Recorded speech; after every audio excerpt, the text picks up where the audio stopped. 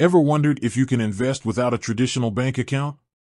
Today, we're diving into Stash, a popular investment app that's making waves in the financial world. Let's explore whether you need a bank account to get started on your investing journey with Stash.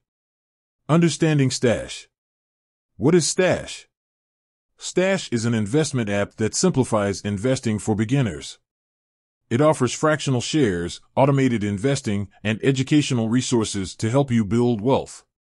How Stash works. Explain how Stash works, including the sign-up process, linking a funding source, and choosing investment options.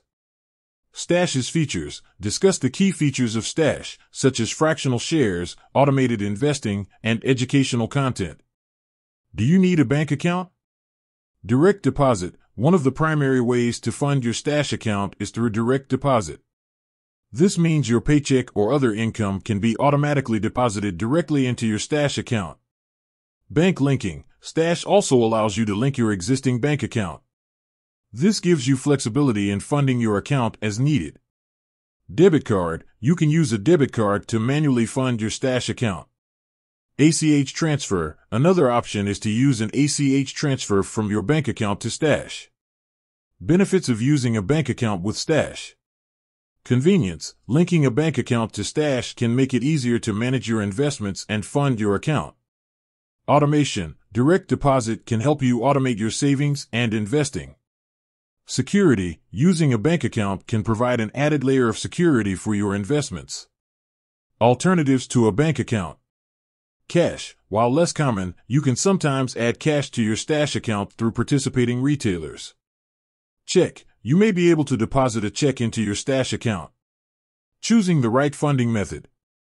Consider your financial situation, evaluate your income, spending habits, and investment goals to determine the best funding method for you. Convenience and security. Balance convenience and security when choosing how to fund your Stash account. Additional considerations.